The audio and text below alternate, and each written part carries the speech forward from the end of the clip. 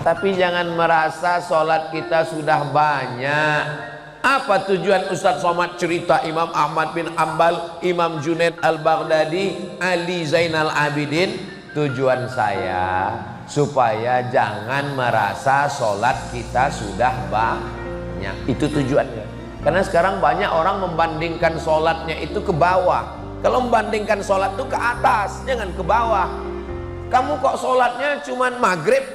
Ya masih syukur saya sholat, teman saya nggak sholat lagi. Itu salah.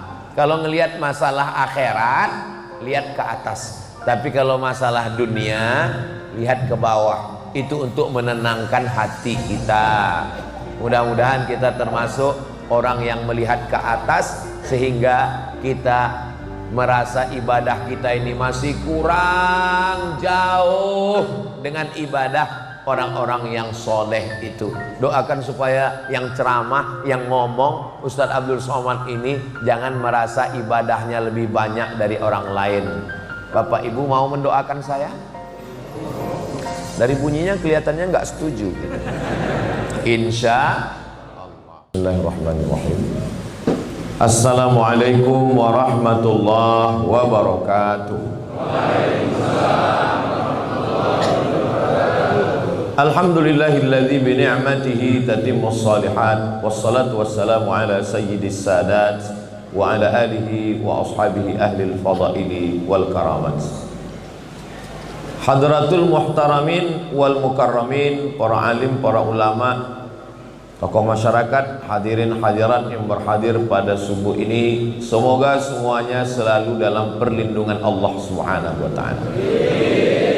Man shalla subha fi jama'atin, siapa yang salat subuh berjamaah, kana fi zimmatillah, maka dia dalam tanggungan perlindungan Allah Subhanahu wa taala. Itu janji dari Allah yang disampaikan oleh Sayyidina Muhammad sallallahu alaihi wasallam. Dan Allah itu innaka la tukhliful mi'ad. Man shalla subha fi jama'atin, siapa yang sholat subuh berjamaah, faka'annama shallal laila kullah, dia dapat pahala seperti sholat sepanjang malam. Mudah-mudahan kita selalu istiqomah sampai anak cucu, sampai hari kiamat insyaallah. Amin ya rabbal alamin. Masjid Riyadul Jannah sudah menanti kedatangan Ustadz Abdul Somad dari tahun 2018, sekarang 2024. Jadi kalau waktu saya mau datang waktu itu dia menikah, berarti anaknya daftar kelas 1 SD tahun ini. Dan sholat subuh berjamaahnya dari 2016 sudah bertahan 8 tahun tidak putus, hari Ahad subuh berjamaah bersama. Rahasianya ternyata banyak. Salah satu rahasianya karena makan sego macan.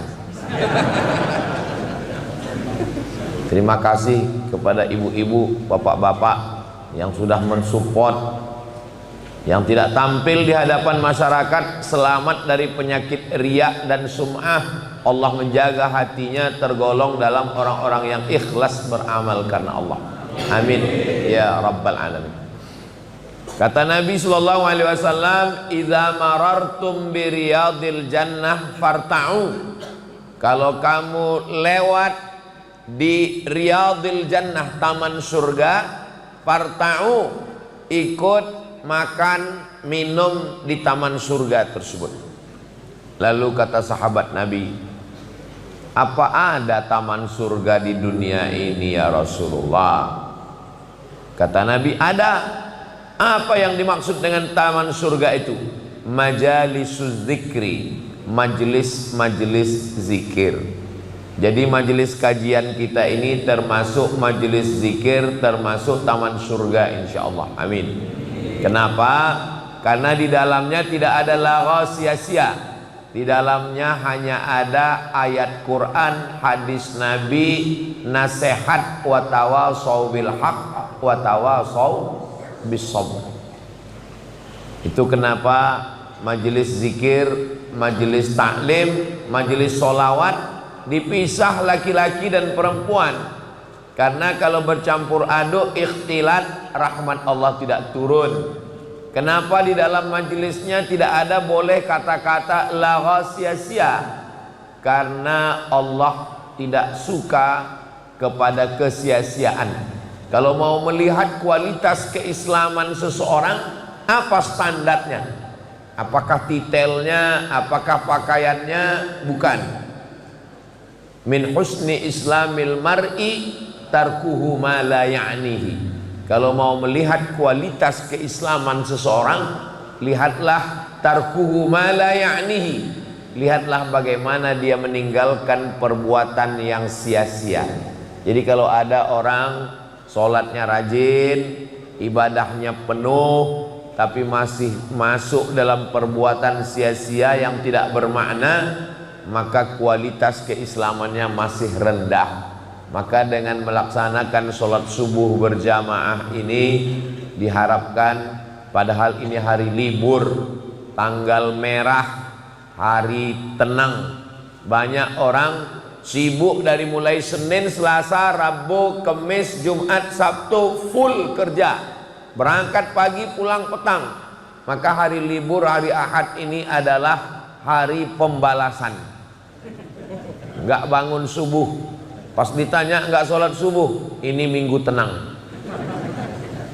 Padahal dalam Islam, ketenangan itu cuma nanti kita dapatkan di surga bersama Rasulullah Sallallahu Alaihi Wasallam. Ketenangan kita bukan karena materi, karena benda.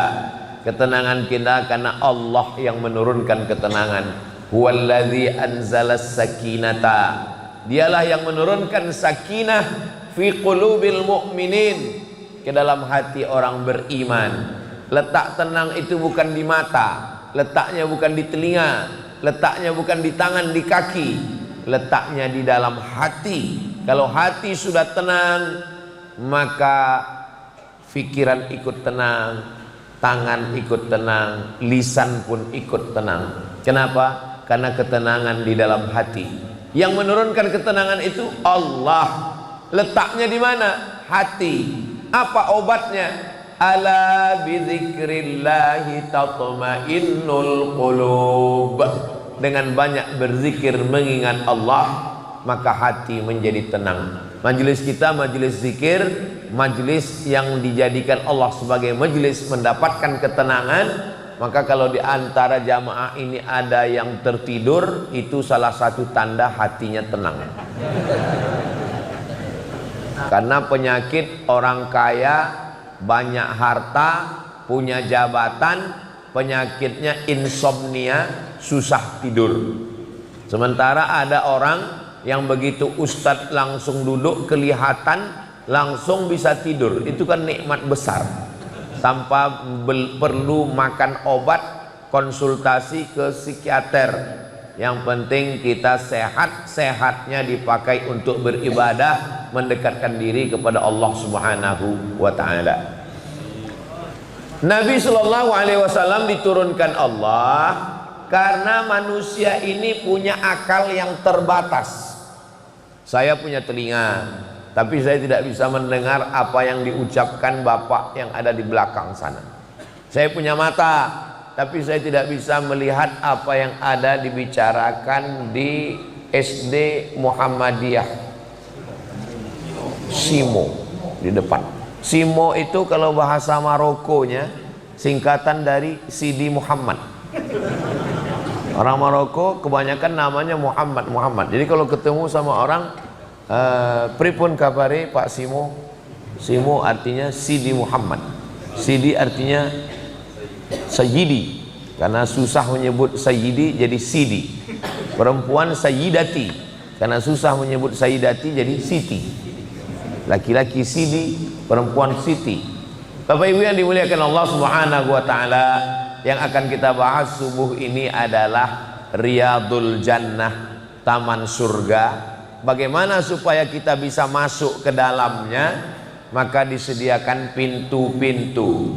Ada satu pintu namanya Babus Shalah, pintu sholat. Ini untuk orang-orang yang sholatnya luar biasa. Ada seorang imam, Imam ini namanya Imam Ahmad bin Hambal, meninggal tahun 241. Kuburnya di Baghdad, Irak. Panjang umur, sehat badan, mudah-mudahan kita bisa umroh sekalian sampai ke Baghdad, Irak. Ongkos tanggung masing-masing. Imam Ahmad bin Hambal ini punya kitab isinya 40.000 hadis. Nama kitabnya Musnad Ahmad bin Hambal, terbesar. Beliau imam mazhab yang keempat, yang paling tua Hanafi, nomor 2 Imam Maliki, nomor 3 Imam Syafi'i, nomor 4 Imam Hambali. Imam Ahmad bin Hambal punya anak laki-laki namanya Abdullah. Abdullah ini ditanya, Abdullah, ya, bapakmu Imam Ahmad bin Hambal? Iya. Sholatnya satu hari berapa rakaat? Imam Ahmad bin Hambal satu hari sholatnya salasami'ati rakaah, 300 rakaat. Kalau dihitung-hitung, sholat qabliyah, sholat ba'diyah, tahiyatul masjid, sholat isyraq, sholat duha, sholat awabin, sholat tahajud, sholat witir, sholat sunat tasbih, sholat sunat mutlak. Jadi kalau sholat sunat semua sudah dilaksanakan, bingung mau sholat apa? Sholat sunat mutlak. Sekarang banyak yang sholat sunat hajat. Memang biasa sholat sunat hajat ini dilaksanakan di masjid-masjid, itu rutin 5 tahun sekali. Hajat pilkada. Imam Ahmad bin Hambal kena fitnah. Waktu itu rezimnya namanya Mu'tazilah, yang mengatakan Al-Quran itu makhluk. Sedangkan Ahlus Sunnah wal Jamaah mengatakan Al-Quran itu kalamullah. Mereka mengatakan Quran makhluk. Imam Ahmad bin Hambal ditanya, dites, kena fitnah, Quran itu makhluk apa kalamullah? Imam Ahmad bin Hambal mengatakan Al-Quran kalamullah. Imam Ahmad bin Hambal ditangkap, dijebloskan ke penjara, dipukul, disiksa. Maka dia tidak sanggup tegak lama berdiri. Sholat sunnatnya 150 rakaat sehari semalam. Sebelum masuk penjara 300, setelah masuk 150. Kita masuk nggak pernah sholat sunat.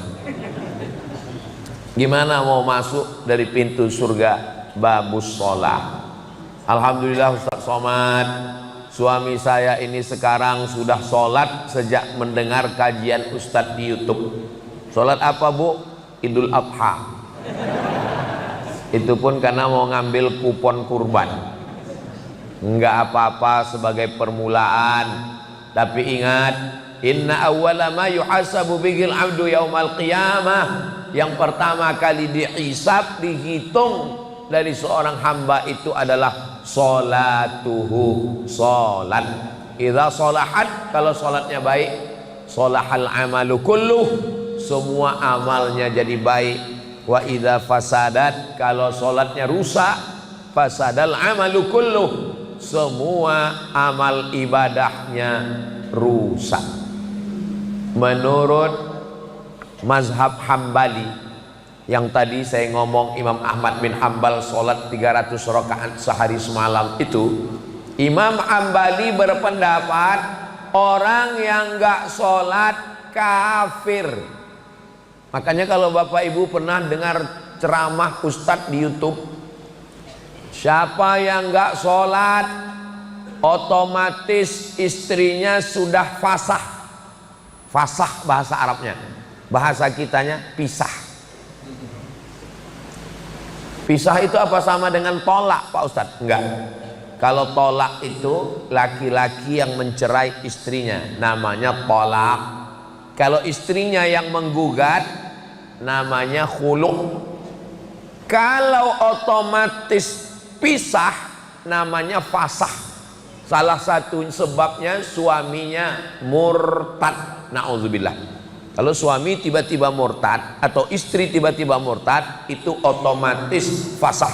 Menurut mazhab Hambali, kalau suami tidak sholat, itu otomatis fasah. Si istri mesti ditarik oleh bapaknya pulang ke rumah, nggak boleh lagi serumah dengan babi hutan. Ustadz kok kasar begitu? Lebih kasar lagi daripada penghuni neraka jahanam. Maka sholat. Tapi dalam mazhab Syafi'i beda. Mazhab Syafi'i begini, kalau dia nggak sholat ditanya dulu, kenapa kamu nggak sholat? Kalau dia bilang saya nggak sholat ini ya karena sibuk, karena malas, dia nggak kafir, dia hanya sekedar fasik. Tapi kalau dia mengatakan sholat itu nggak relevan dengan zaman, buang-buang waktu, mubazir, berarti dia ingkar, berarti dia kafir, berarti dia sudah keluar dari agama Islam. Mudah-mudahan kita semua tetap mati dalam keadaan la ilaha illallah Muhammadur Rasulullah sallallahu alaihi wasallam. Karena kata Allah, wala tamutunna illa wa antum muslimun. Jangan mati kecuali dalam keadaan Islam.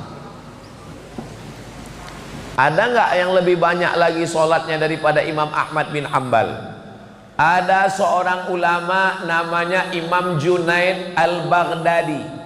Al-Baghdadi berarti orang Baghdad. Al-Makki orang Makkah. Al-Madani orang Madinah. Al-Boyolali, ayo uang Boyolali. Jadi ujung nama itu sudah menunjukkan dia asalnya dari mana. Ada ulama besar namanya Syekh Soleh Darat As-Samarani, Semarang. Saya ziarah makamnya Semarang. Salah satu gurunya ulama Syekh Hashim Asy'ari, Kiai Haji Ahmad Dahlan, ulama-ulama besar, Syekh Soleh Darat As-Samarani. Lalu kemudian ketika ada seorang ulama namanya Imam Junaid Al-Baghdadi, Baghdad, Irak. Dia punya ruko, dia jualan di toko. Pagi dia buka tokonya, dia dagang. Kalau ada yang beli dia layani. Kalau kira-kira nggak ada yang beli, dia sholat sunat 2 rakaat. Nanti ada lagi yang beli, dia layani. Nggak ada yang beli, dia sholat sunat 2 rakaat. Sampai akhirnya malam, semuanya arba'ami'ati rakaah, 400 rakaat. Di mana kami bisa baca ini Ustaz? Dalam kitab Ar-Risalah Al-Qushairiyah Imam Al-Qushairi. Dulu pernah kita khatamkan secara online karena nggak bisa ngaji disebabkan oleh COVID-19. Dulu kabarnya COVID itu akan datang seterusnya, COVID-19 2021 22. Alhamdulillah berkat doa kita selamanya akhirnya nggak datang lagi. Nggak datang COVID, tiba-tiba datang hawa panas yang luar biasa. Sampai Gunung Fuji di Jepang itu sekarang tidak ada saljunya lagi, mencair karena panasnya dunia. Di Indonesia ditambah lagi panasnya pilkada. Tapi alhamdulillah hati kita tetap sejuk. Kenapa? Karena menanti saat-saatnya tiba sego macan. Saya terus penasaran ini gimana bentuknya sego macan. Macan tutul apa macan apa ya? Bapak Ibu yang dimuliakan Allah Subhanahu wa taala. Apakah ada yang lebih banyak lagi sholatnya? Nabi Muhammad sallallahu alaihi wasallam punya anak namanya Sayyidatuna Fatimah. Sayyidatuna Fatimah punya anak laki-laki Sayyidina Al-Hasan dan Sayyidina Al-Husain. Sayyidina Al-Husain punya anak laki-laki namanya Sayyidina Ali. Ini unik orang. Kakeknya Ali, bapaknya Husain.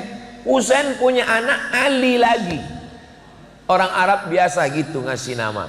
Makanya Raja Maroko yang sekarang, tempat saya belajar, Raja Maroko yang sekarang ini namanya Muhammad VI. Muhammad VI itu nama ayahnya Hasan II. Hasan II itu anak Muhammad V. Muhammad V itu anak Hasan I. Nah, jadi Bapak Ibu kalau mau mudah ngingat nama saya Abdul Somad. Nama anak saya Mizyan, Hazik, Abdillah, Sami, Ahmad, Misbahi, Ibadillah. Nanti Mizyan kalau punya anak Somad loro. Itu caranya mudah untuk menghafal nasab. Sayyidina Ali punya anak Husain, Husain punya anak Ali lagi. Maka untuk membedakan antara cucu dengan kakek, namanya Ali Zainal Abidin.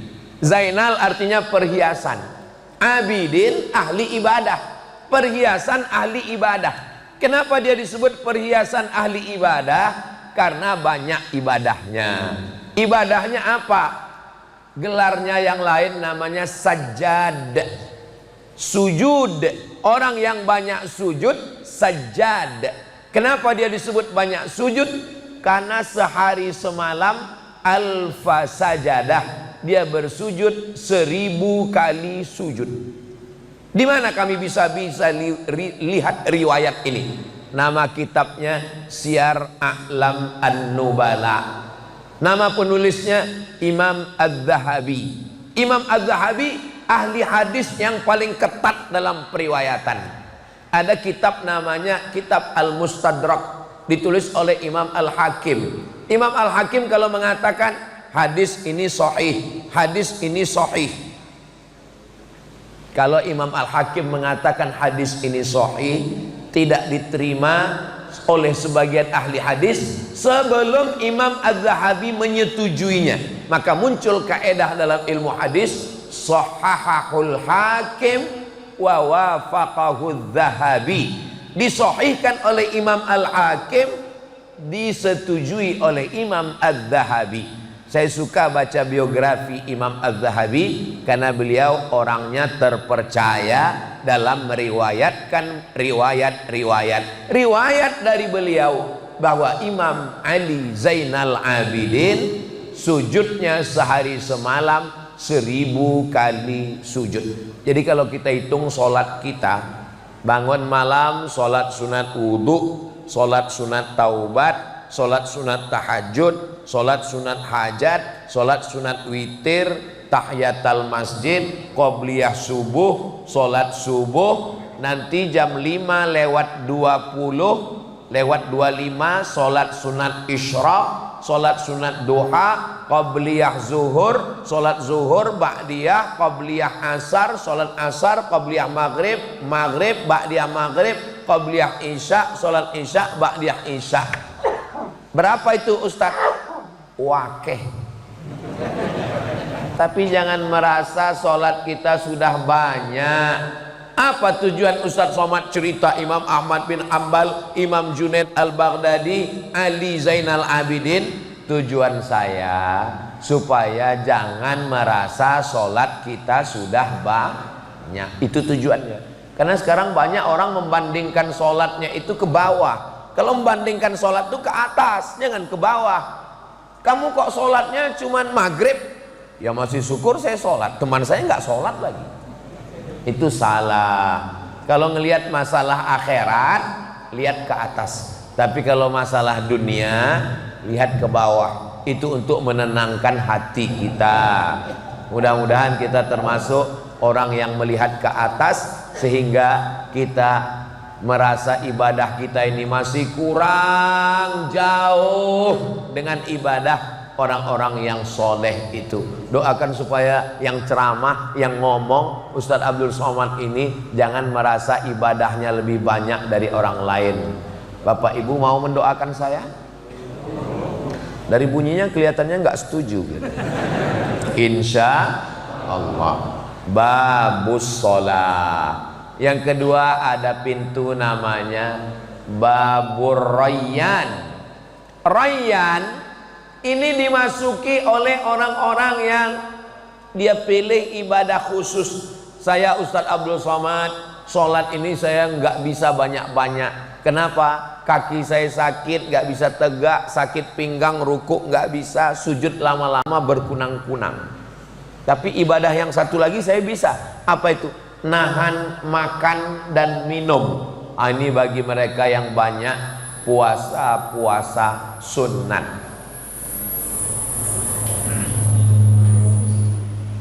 Di tengah malam yang sunyi, cobalah makan sayur kubis. Kalau mikrofon sudah bunyi-bunyi, itu tanda waktu sudah mau habis. Sampai mana tadi? Lupa. Ar-Rayyan, bukan kubis. Ar-Rayyan. Rayyan ini pintu khusus untuk orang yang banyak puasa. Nama sahabat Nabi Amr bin As. Amr bin As punya anak namanya Abdullah bin Amr bin As. Puasa terus. Lalu bapaknya ngelapor ke Nabi, ya Rasulullah, ini anak saya ini kok orangnya puasa terus. Dipanggil Nabi. Kenes dulu, sini sebentar. Ada apa ya Rasulullah? Katanya ini kita boleh melaporkan amal orang, dan yang ngelapor nggak perlu disebut namanya. Nabi nggak ada nyebut, bapak kamu ngelapor ke saya, itu namanya ngadu domba. Sampai berita ke saya, katanya kamu puasa terus ya? Iya ya Rasulullah. Kata Nabi, inna li jasadika alaika haqqan, badanmu punya hak, kasih dia makan. Nggak boleh puasa terus. Inna li ainika alaika haqqan, matamu punya hak, kasih dia tidur. Nggak boleh tahajud terus.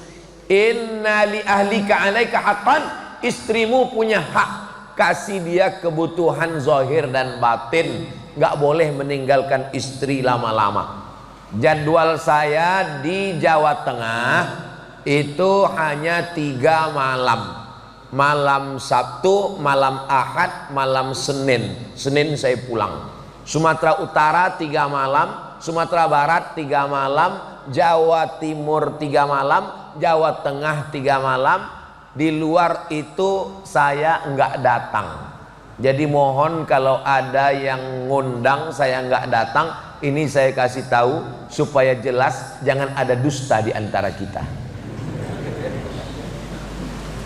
Kenapa Ustaz cuma 3 malam? Karena kalau sampai 4 malam zolim, dikhawatirkan buka cabang. Maka tekone hari Jumat, pulangnya hari Senin.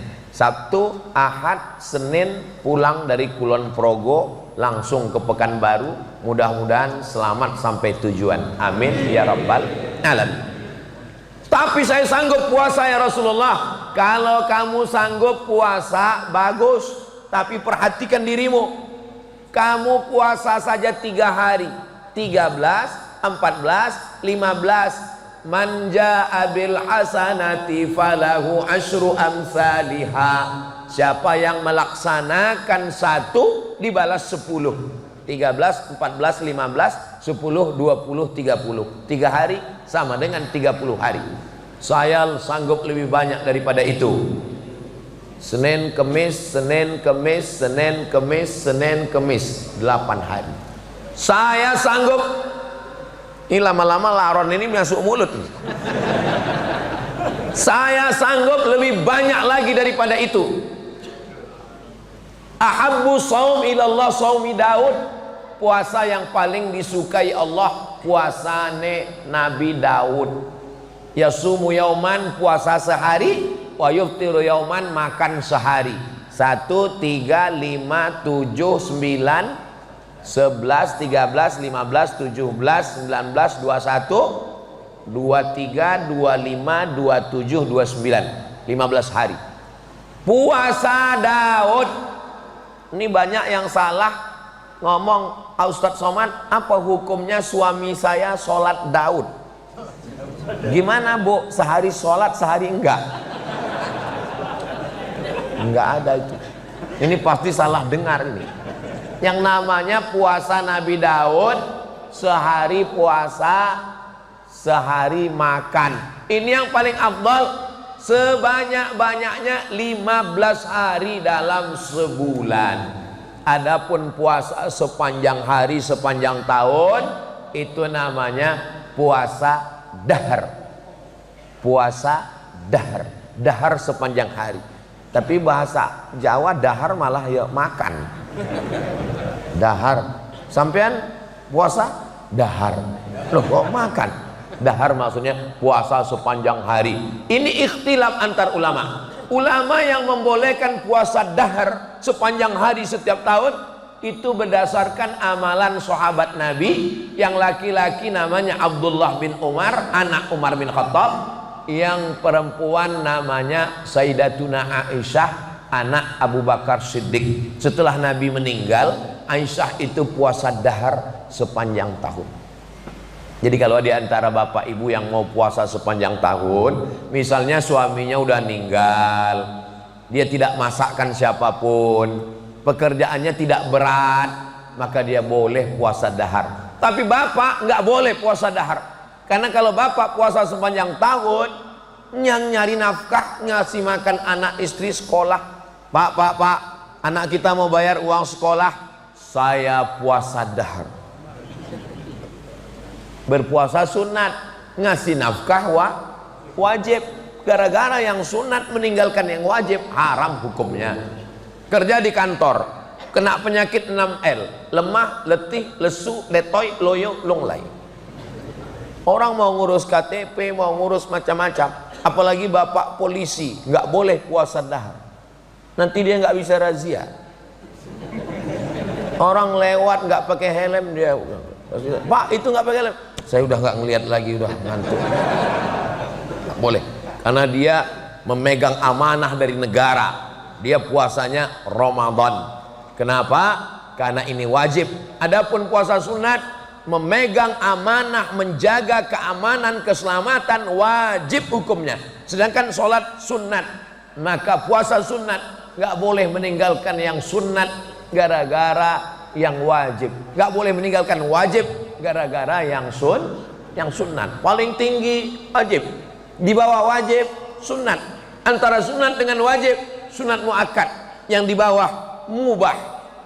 Perintahnya kuat, wajib. Perintahnya nggak kuat, sunat. Larangannya kuat, haram.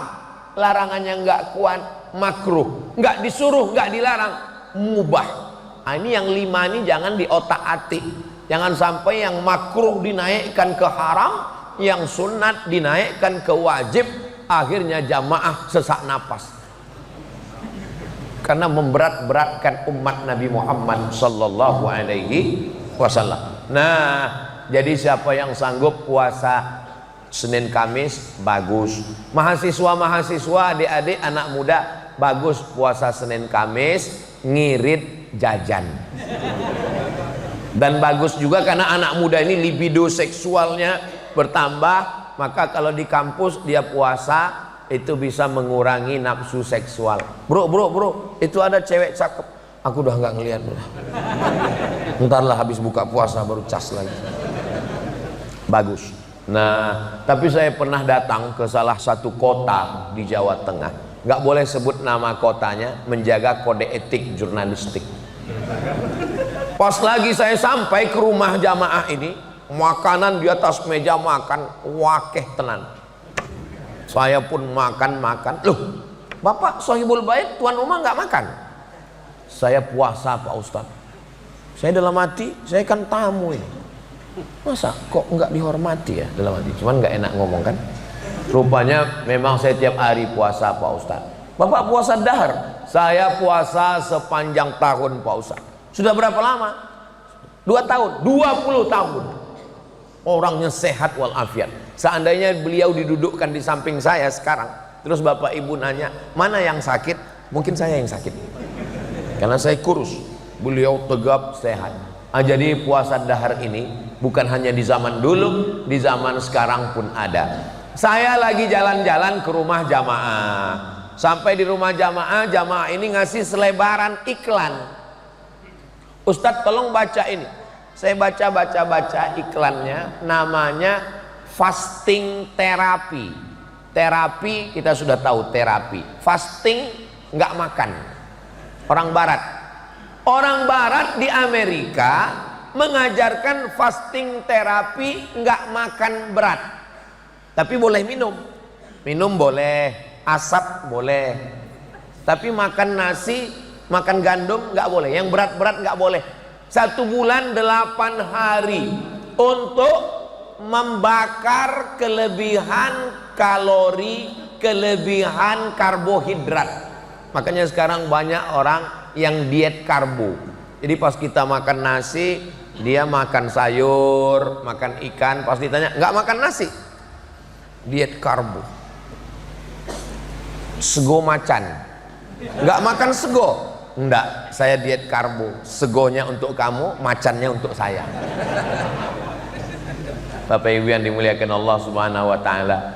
Jadi ternyata kalau kolesterol ini berlebih menimbulkan penyakit gula lebih, diabetes meletus. Lemak berlebih, pertumbuhan itu ke atas bukan ke samping. Akhirnya orang banyak diet sekarang. Nah, ternyata orang barat sudah punya terapi nggak makan 8 hari dalam sebulan. Saya ketika membaca ini, 8 hari nggak makan dalam sebulan, Allahu Akbar, itu sudah diajarkan Nabi kita 8 hari dalam sebulan, Senin, Kemis, Senin, Kemis, Senin, Kemis, Senin, Kemis. Ternyata kami baru tahu rahasia sehat Ustadz Somad. Ustadz Somad ini badannya slim ternyata karena puasa. Enggak, saya badan ini kurus begini bukan karena puasa, memang sudah takdir. Saya makan terus, kadang saya malu juga sama jamaah. Pernah waktu di Medan saya lagi makan, ada Pak Kapolsek, pas lagi makan, Pak Kapolsek ayo makan. Mohon maaf Pak Ustadz, saya puasa sunat. Nendang banget gitu loh. Saya kan ustadz, dia polisi, dia puasa, saya enggak. Untungnya saya ada alasan. Ustadz kok enggak puasa? Musafir. Alhamdulillah, saya tertolong karena musafir. Bapak Ibu yang dimuliakan Allah Subhanahu wa taala. Jadi yang mau melebu nang surga dari pintu Babur Royan, ini kalau dilihat dari mata-matanya ini banyak yang masuk surga dari Babur Royan. Nggak tahu ya apa karena belum datang sarapan. Jadi pintu surga ini banyak. Kenapa kita mesti bingung? Saya masuk dari Babur Sholah, bagus. Saya masuk dari Babur Royan, bagus. Pintu yang ketiga namanya Babus Sodakoh. Ini untuk orang-orang yang sodakohnya luar biasa.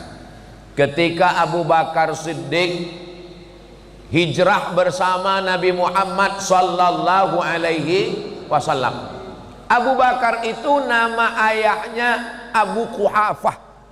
Abu Quhafah ini enggak Islam. Lalu dia nanya ke cucunya namanya Asma. Asma, ya kakek, Abu Bakar mana?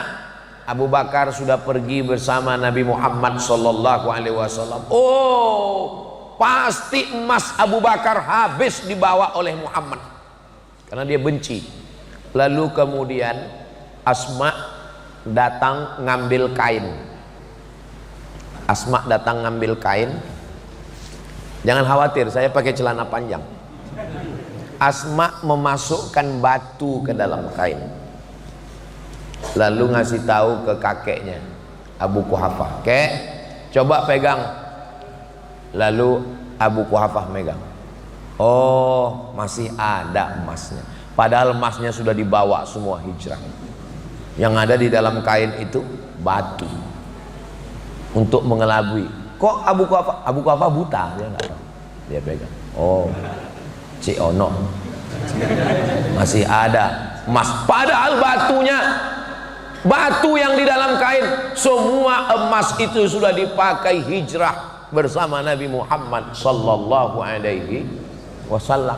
Begitulah sahabat Nabi dulu bersodakoh. Utsman bin Affan tidak ikut perang Badar. Kenapa? Istrinya Ummu Kulsum, anak Nabi, sakit. Tapi dia tetap dapat pahala jihad perang Badar. Kenapa? Karena dia membelikan tombak, baju besi, kuda, pedang dan peralatan perang. Maka kata Nabi, "Man jahaza ghaziyan faqad ghaza." Siapa yang menyiapkan alat-alat perang, maka dia sudah ikut berperang bersama Rasulullah sallallahu alaihi wasallam.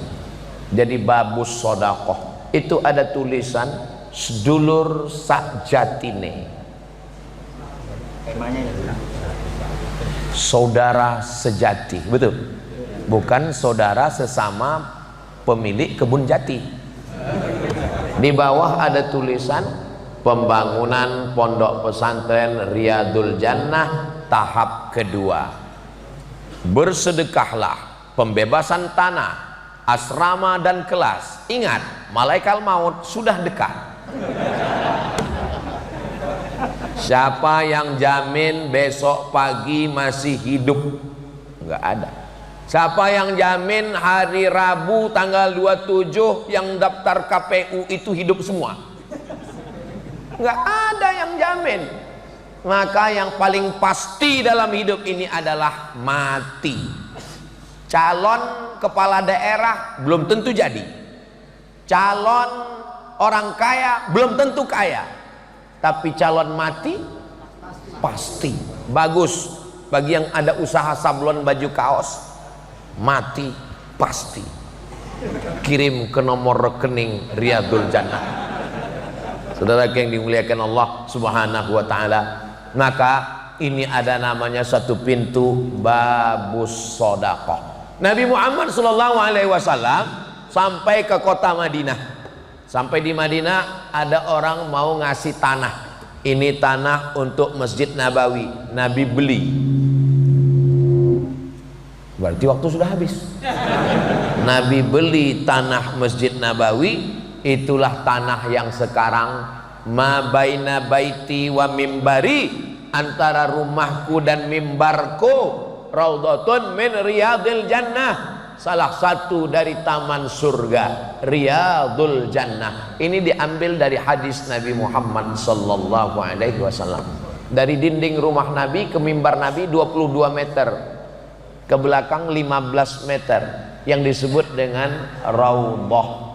Siapa yang mau masuk raudhah, datanglah ke Riyadul Jannah. Ini kita ini sedang di raudhah ini sekarang. Cuman beda warna karpet. Di sana hijau, di sini merah. Ini dalam rangka gladi, sebelum nanti panjang umur, sehat badan, murah rezeki, kita sama-sama masuk taman raudhah insyaallah. Amin ya rabbal. Tapi jangan yang udah di raudhah nggak mau lagi masuk ke Riyadul Jannah. Ini banyak orang sombong, pulang umroh ditanya, nggak ngaji ke Riyadul Jannah? Saya sudah di raudhah. Orang di raudhah nggak sempat sholat kok diusir polisi. Cuman 5 menit, itu pun foto-foto selfie. Hai guys, sudah di raudhah nih. Langsung diusir polisi. Haji. Allah bukan di raudhah. Allah bukan dalam Ka'bah. Allah maujud bila makan. Allah itu walam yakul lahu kufuwan ahad. Seandainya menemui Allah di dalam Ka'bah, menemui Allah di taman raudhah, betapa tidak adilnya Allah. Gimana dengan saudara kita yang nggak punya uang untuk beli tiket pesawat? Maka Allah maha adil. Aqrabu ma yakunul abdu mir rabbih wa huwa sajid. Orang paling dekat dengan Allah bukan di Ka'bah, bukan di raudhah. Orang paling dekat dengan Allah waktu sujud. Fa'aksiru fihi doa, perbanyaklah doa waktu sujud. Tapi kalau jadi imam paling banyak cuman 12 tasbih, lebih 12 makruh. Jangan sampai terlalu khusyuk, makmumnya pitam, gelap. Tapi kalau sholat sendirian ketika tahajud, sepanjang-panjangnya munajat kepada Allah Subhanahu wa taala. Pintu yang ketiga babus sedekah. Maka ini untuk mereka-mereka. Utsman bin Affan masuk dari babus sedekah. Abu Bakar Siddiq dari babus sedekah. Siapa lagi orang-orang kaya? Ketika turun ayat in tuqridullaha qardan hasanan fayudha'ifahu lahu ad'afan katsira. Kalau kamu beri pinjaman kepada Allah, Allah akan lipat gandakan. Datang Abu Dihdah. Apakah Allah perlu pinjaman ya Rasulullah? Allah maha kaya, wa huwal ghani, dia maha kaya. Allah tidak perlu pinjaman, tapi agama Allah ini perlu pinjaman. 600 batang pohon kurma. 600 batang itu kalau sawit Sawit itu 1 hektarnya 300 bat, 2 hektar 1 kapling 300 batang. Jadi kalau 4 hektar 600 batang. Sawit sekilo 2000. Tapi kurma ajwah Madinah 1 kilo 80 real. 80 real kali 3.000 240.000. Itu kurma ajwa yang hitam, yang manis. Kalau yang harga 240.000 itu diletakkan di ruang tamu, tamunya 1 makan 5, yang punya rumah nangis. Setiap tamu makan, kata dia, 250.000. Saudara yang dimuliakan Allah Subhanahu wa taala, maka 600 batang dia kasih untuk menolong agama Allah Subhanahu wa taala. Yang paling mahal di Arab itu air. Kenapa air paling mahal? Karena sampai sekarang hujan susah, maka menggali sumur dalam baru keluar air. Yang punya air lebih kaya daripada yang punya minyak, karena air lebih mahal daripada minyak. Maka yang punya sumur di zaman Nabi namanya Abu Talhah. Abu Talhah punya sumur. Lalu kemudian dia katakan, ya Rasulullah, ambil kebun saya dengan kurmanya, dengan sekalian sama-sama sumurnya sekalian. Utsman bin Affan memberikan sumur namanya Bi'ru Raumah. Maka kalau nanti ke Madinah ada tulisan wakaf Utsman bin Affan, sampai hari ini mengalir sampai hari kiamat. Mudah-mudahan kita termasuk yang dimudahkan rezekinya bisa bersedekah, berwakaf. Tadi kita masuk ke Masjid Riyadul Jannah, sholat sunat tahiyatul masjid, sholat sunat qabliyah subuh, sholat subuh, ngaji tausiah, sholat sunat isyraq. Pahalanya ngalir ke yang mewakafkan tanah ini, yang bangun masjid ini, yang wakafkan lampu cantik ini, yang mewakafkan ini masjid luar biasa, jendela dan pintunya banyak sekali. Ini masjid nggak perlu AC karena dia sudah punya AC. AC itu angin cepat. Saya suka masjid yang terbuka begini sehingga sirkulasi udaranya lapang, walaupun kelihatannya ini amat sangat padat. Karena kapasitas masjid ini 350 orang, sekarang diisi 3.500. Ini sekarang kita sedang rebut-rebutan oksigen ini sekarang. Saudaraku yang dimuliakan Allah Subhanahu wa taala, doakan supaya Ustadz Abdul Somad bisa bangun masjid sebelum mati, supaya bisa dapat amal jariah sementara hari kiamat, di alam barzakh, alam kubur, dan ketika kita nanti masuk surga, salamun qaulam mir rabbir rahim. Selamat kamu masuk dari babus sodakoh. Tapi bukan berarti kalau sudah sodakoh bangun masjid nggak sholat lagi. Nah, ini nggak benar juga. Kamu kok nggak sholat? Saya sudah dapat pintu surga babus sodakoh, jadi nggak perlu sholat lagi. Sholatnya tetap, puasanya tetap, cuman penekanannya pada sodakohnya lebih. Saya selama keliling dari Sabang sampai Papua itu ketemu dengan makhluk-makhluk unik yang luar biasa. Saya pernah ketemu bapak-bapak sudah tua, umur 80 lebih. Ustaz Abdul Somad, doakan umur saya panjang. Iya Pak Haji. Apa cita-cita bapak? Cita-cita saya bangun masjid. Berapa Pak? 99 masjid. Masya Allah. Ada satu lagi ketemu umurnya 85, masih hidup. Apa rahasia bapak umur panjang? Saya doa sama Allah gini Pak Ustaz, ya Allah, matikan saya kalau masjid ini selesai. Terus masjidnya nggak saya selesaikan. Sampai sekarang nggak selesai-selesai Pak Ustaz. Gimana bapak bangun masjid nggak selesai? Saya bangun satu. Begitu udah mau selesai, saya bangun satu lagi. Begitu udah mau selesai, saya bangun satu lagi. Dan nggak pernah selesai. Setiap saya doa, ya Allah matikan saya kalau ini selesai. Jadi memang manusia ini kepalanya sama hitam, isi kepalanya macam-macam. Ada yang hartanya mau habis. Ada satu lagi ketemu, dia hobinya bangun pondok. Bangun pondok, ketipu, pondoknya hilang. Bangun pondok, bapak sudah bangun berapa pondok? Saya bangun pondok Pak Ustadz, yang ini diambil si Anu, yang ini diambil si Anu. Terus bapak bangun lagi, sampai sekarang saya bangun terus Pak Ustadz. Kenapa bapak nggak berhenti? Karena semakin saya ditipu orang, rezeki saya makin berlimpah.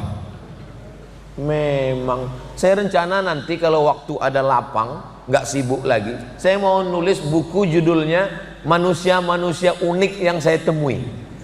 Selama saya keliling ini, banyak manusia-manusia aneh yang saya jumpai, dan unik-uniknya itu untuk kebaikan. Ada satu lagi dokter, dia bayar zakatnya 5%. Saya bilang ini salah cara ngitung zakat.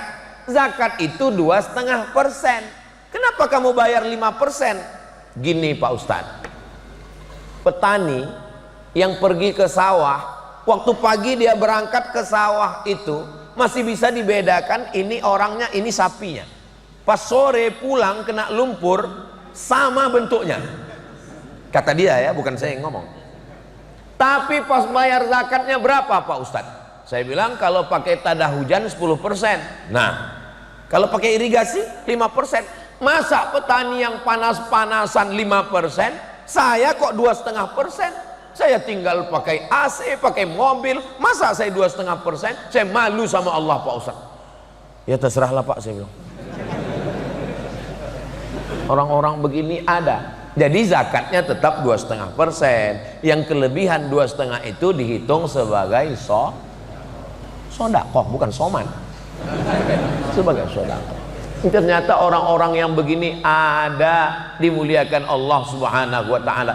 Doakan anak kita rezekinya berlimpah, jadi orang kaya, bisnismen, supaya dia masuk dari babus sodakoh. Disinilah pelajaran bahwa umat Islam itu, siapa yang mengajarkan umat Islam mesti miskin, susah, pakaiannya compang-camping, melarat? Siapa ini yang mengajarkan? Yang mengajarkan itu namanya Abdul Ghafur. Ini Abdul Ghafur ini penjahat. Mohon maaf Pak Abdul Ghafur, jangan tersinggung ya. Nama aslinya Snok Horgronyi. Pura-pura masuk Islam, masuk ke kota Makkah karena syaratnya Islam, ganti nama Abdul Ghafur. 6 bulan di Makkah. Habis itu dia pulang mengadu domba umat Islam di Aceh. Lalu kemudian pindah ke Bandung dan pulang ke Amsterdam, mati di Belanda. Di batu nisannya bukan Abdul Ghafur. Itu menunjukkan dia kembali murtad. Snok Horgronyi. Untung dia ambil Abdul Ghafur. Coba kalau dia pilih nama Abdul Somad. Kenapa enggak saya tukar nama jadi Snok Horgronyi? Saudaraku yang dimuliakan Allah Subhanahu wa ta'ala. At-tajir, pedagang, as-soduq, yang jujur, al-amin, amanah. Pedagang jujur amanah, kalau mati ma'an nabiyyin, dia akan bersama nabi-nabi, wasiddiqin, bersama orang yang benar, wasyuhada, bersama orang mati syahid, wassalihin, bersama orang-orang yang soleh. Makanya anak-anak muda kita diberikan semangat, motivasi, entrepreneur, bisnis, dagang, jualan. Kamu jualan di mana? Kok nggak punya ruko? Kok nggak punya toko? Saya jualan online. Barang-barangnya kok nggak kelihatan? Saya jual tuyul. Yang dijual itu yang laku, yang bisa halalan, thayyiban, yang baik, yang bermanfaat untuk umat, memudahkan orang banyak. Rezeki datang dari Allah. Ya Razzaq, engkau pemberi rezeki. Tarzuqu man tasya, kau berikan rezeki kepada siapa yang kau kehendaki, bighairi hisab. Harta juga adalah ujian. Ada yang diuji dengan kekuasaan, ada yang diuji dengan ilmu, ada yang diuji dengan tenaga, ada yang diuji dengan harta. Mudah-mudahan saudara-saudara kita yang diuji dengan harta diluluskan Allah dengan babus sodakoh, insyaallah. Amin. Saya Ustadz mau masuk surga dari babus sodakoh nggak bisa. Kenapa? Saya nggak punya harta. Mau masuk surga dari babus sholah nggak bisa. Kenapa? Karena kebetulan saya sakit-sakitan. Kalau gitu masuk dari babur royan, puasa. Saya mau masuk dari pintu puasa pun nggak bisa Pak Ustadz. Kenapa? Karena saya sudah diponis dokter sakit lambung akut. Apakah saya mesti masuk neraka? Jangan. Terus ada pintu, namanya babul kaziminal ghaiz, pintu menahan amarah. Puasa nggak bisa, sedekah nggak bisa, sholat nggak bisa, maksudnya banyak. Yang wajib tetap, Sholat subuh, zuhur, asar, maghrib, isya tetap, puasa Ramadan tetap, zakat tetap. Tapi untuk lebih nggak bisa. Jangan putus asa. Ada namanya babul kaziminal ghaiz, pintu menahan amarah. Ini amal hati. Tapi jangan dipilih. Ketika ditanya, kamu mau sedekah untuk bantu pondok Riyadul Jannah? Enggak. Saya sudah milih pintu, ya udah nahan amarah aja. Nah ini orang tidak benar. Kalau bisa kita masuk min haitsu syaa, masuklah dari pintu mana saja yang kamu mau. Masuk dari babus sholah bisa, masuk dari babus sedekah bisa, masuk dari babul kaziminal ghaiz bisa, masuk dari babul rayyan bisa, masuk dari babul jihad. Jihad, berjihad fisabilillah juga bisa. Siapa yang bisa masuk dari semua pintu?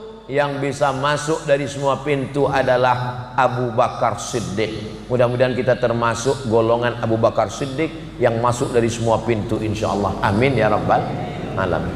Kenapa Ustadz berhenti jam 6:25? Karena tadi mulainya jam 5.25, berhenti 6.25 sesuai dengan kode etik 600 ml. Enggak lebih. Bapak Ibu yang dimuliakan Allah Subhanahu wa taala, menahan amarah. Ada orang sedekahnya banyak, sholatnya banyak, puasanya banyak, tapi marahnya juga banyak.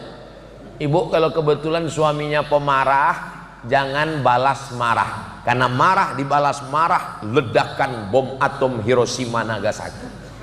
Maka ibu nyanyi aja, Mas jangan marah-marah, nanti emas cepat mati. La taghdab walakal jannah. Jangan marah, maka kamu akan dapat surga insyaallah. Kalau lagi marah pas berdiri, duduk. Kalau pas lagi marah duduk, baring. Marah itu kobaran api neraka, padamkan dengan wudhu. Begitu terasa marah, wudhu. Kalau sudah wudhu tetap marah, mandi. Kalau sudah mandi tetap marah, usahakan mandinya ke tengah laut supaya bukan cuma marahnya hilang, orangnya hilang sekalian. Ini Ustadz Somad ini apakah dia tidak pemarah ini? Saya orangnya cepat tersulut emosi, saya orangnya cepat marah. Maka saya tahu diri saya cepat marah, itu makanya saya nggak main medsos. Loh, jadi Ustadz nggak main medsos? Enggak. Itu Facebook, Instagram, TikTok itu diurus admin semua. Saya nggak tahu passwordnya. Karena kalau saya tahu passwordnya itu saya serang semua itu haters. Saya tahu diri saya, maka saya kasih tahu sama admin kamu yang urus. Makanya kalau ada yang DM jangan tersinggung, jangan sakit hati. Itu kan banyak yang komen-komen, Ustadz baca DM kita dong, jadikan aku yang kedua ya, katanya. Saya tahu diri saya takut tergoda, maka saya berikan ke admin, saya tidak urus. Maka kita yang tahu emosi, halaka mru'un lam ya'rif qadrahu, celaka orang yang tidak tahu siapa dirinya. Kenali diri baik-baik, saya ini orangnya pemarah, jangan pancing kemarahan, maka kita jaga emosi diri kita. Wasiqal ladzina taqaw rabbahum ilal jannati zumara. Ketika orang-orang beriman yang takut kepada Allah itu digiring masuk surga. Lalu futihat abwabuha, dibukakan pintu surga. Wa qala lahum khazanatuha, penjaga pintu surga berkata, salamun alaikum, selamat, tibtum, kamu sudah buat baik. Fadkhuluha khalidin.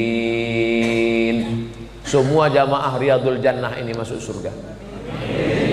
Ketika jamaah Riyadul Jannah Boyolali masuk surga, yang pertama mereka cari adalah mana Ustadz Abdul Somad. Mereka masuk dari babus sholah, mereka masuk dari babus sedekah, mereka masuk dari babul rayyan, mereka masuk dari babul kaziminal ghaiz, mereka masuk dari babul jihad. Mereka nanya, "Endi Ustadz Abdul Somad?" Mereka tanya ke malaikat, "Malaikat, Ustadz Somad mana?" Malaikat menjawab, "Ustadz Somad sudah lama menunggu di ruang VVIP." Amin. Sebenarnya itu cara saya minta doa kepada jamaah supaya masuk surga Jannatul Firdaus. Kita tidak pernah berpisah karena kita selalu bersama dalam doa. Kalau ada saudara kita yang meninggal duluan, sebenarnya itu hanyalah penantian. Dia sudah menunggu di pintu surga, dan kita akan bersama nanti di dalam surga yang tidak ada tipu, tidak ada bohong, tidak ada nifak, tidak ada dengki, tidak ada hasad, kehidupan yang kekal abadi. Bapak, ibu akan masuk ke dalam al-mar'u ma'a man ahab, orang akan bersama. Kama jama'tana fi hadzal makanil mubarak, sebagaimana engkau kumpulkan kami di masjid yang penuh dengan keberkahan ini, kumpulkan kami nanti di surga Jannatul Firdaus ya Allah. Amin ya rabbal alamin. A'udzubillahi minasyaitonir rajim. Bismillahirrahmanirrahim. Alhamdulillahi rabbil alamin. Wassalatu wassalamu ala asyrafil anbiya'i wal mursalin wa ala alihi